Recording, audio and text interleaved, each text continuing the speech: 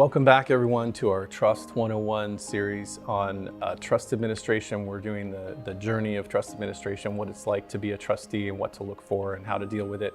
I am your host, Gary Winter, as always, doing this journey with you. So today we are in our third video of module 3. So we've had two prior modules of 4 videos each. The first one is fundamentals and basics of wills and trusts and executors and trustees. The second one is how to get initially installed as a trustee and who to give notice to and how to handle some of the beginning steps of being a trustee. And then in our prior 2 videos in this series, we did a deep dive on personal property items, personal property that has a pink slip, personal property that doesn't have a pink slip, and some exceptions as to where those items would not go through the trust.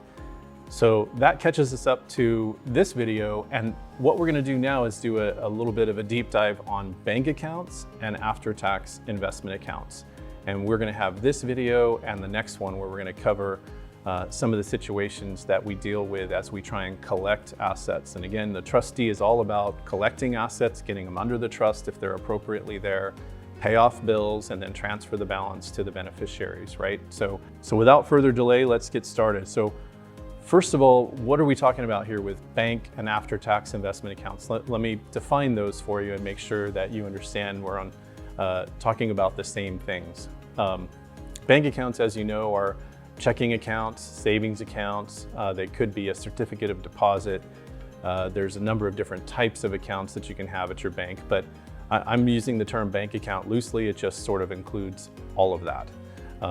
The after-tax investment accounts, these are your mutual funds, after-tax stocks and bonds that you may have, like your TD Ameritrade account, the account that you have with your financial advisor, but they are specifically after-tax accounts. So we're talking non-IRA, non-individual retirement account, not a 401k, not a 403b, not an IRA, simple, SEP, or whatever. Those are different, and we'll talk about those in a future video. These accounts are accounts that you actually have personal access to, where you've already received the money and paid your tax, and you've got an investment account or a mutual fund or something with a financial advisor. So those are bank and investment accounts. So when we're the trustee and we start collecting account statements, often we can go to somebody's home and we can change the mailing address to our address. And so as the trustee, we start receiving these account statements. Oftentimes people don't even know all the accounts that a person who passed away had. And so that's a great way to figure out, what they did have, because you get monthly or quarterly or certainly annually get statements from bank accounts and investment accounts. And so as those show up, we receive them in the mail, we open it up, and then the place to look is right there on the top of the financial statement, on the top of the bank account, on the top of the investment account. And what you're looking for is to see whether that account is titled in the name of the trust or in the name of the decedent, that is the person that passed away.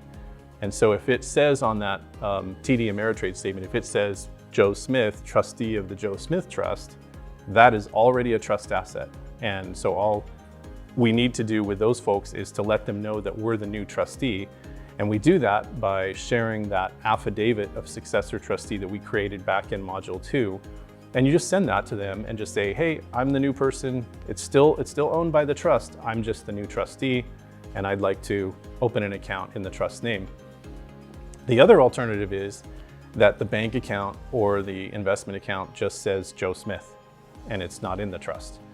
And so as a general rule, if it's not in the trust and it's in their individual name, it's going to pass according to the terms of their will. And if you remember from our first module, if you have a trust-based plan, then you use the will in addition to the trust, or the trust in addition to the will, and you pass assets through the will. If it gets left over here in my name, then my will beneficiary is the trust. And so the will functions like a backup plan to the trust to get assets over to the trustee. And that is the general rule. There are a couple of exceptions.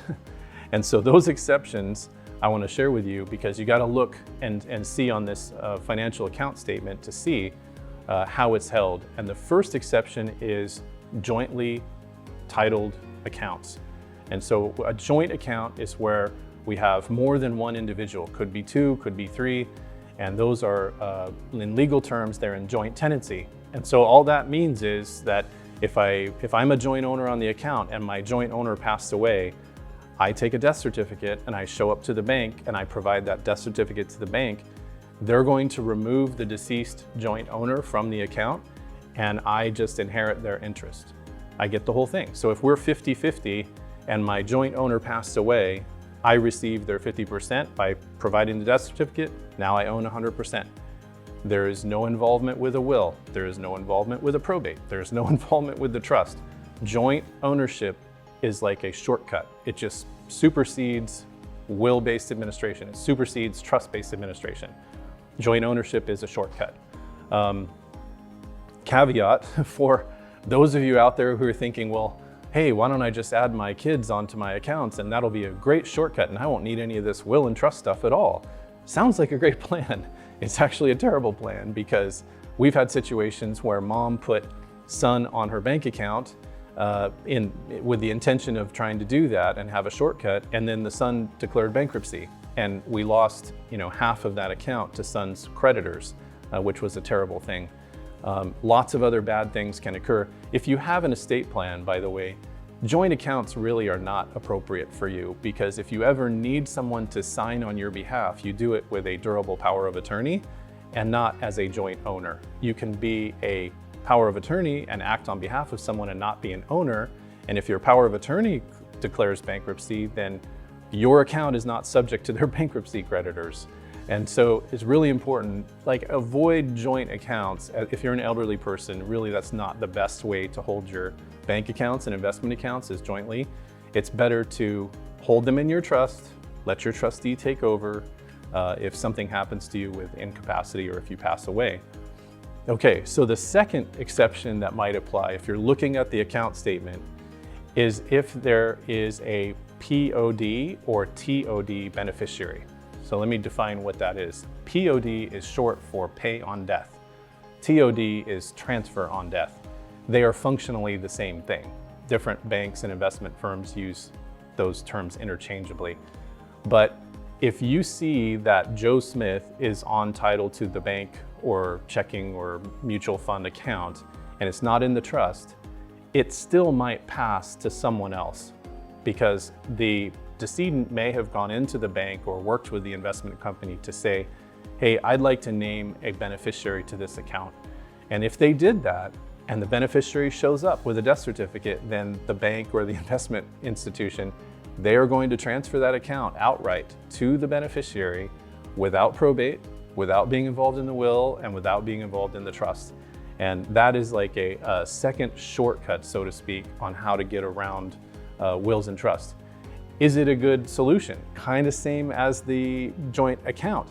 Not really, and we don't recommend that people who have trusts and have estate plans set up POD or TOD beneficiaries for two really important reasons. One is, if I become incapacitated, then I'm not dead, and so my beneficiary can't take over the account. It's still sitting there in my name.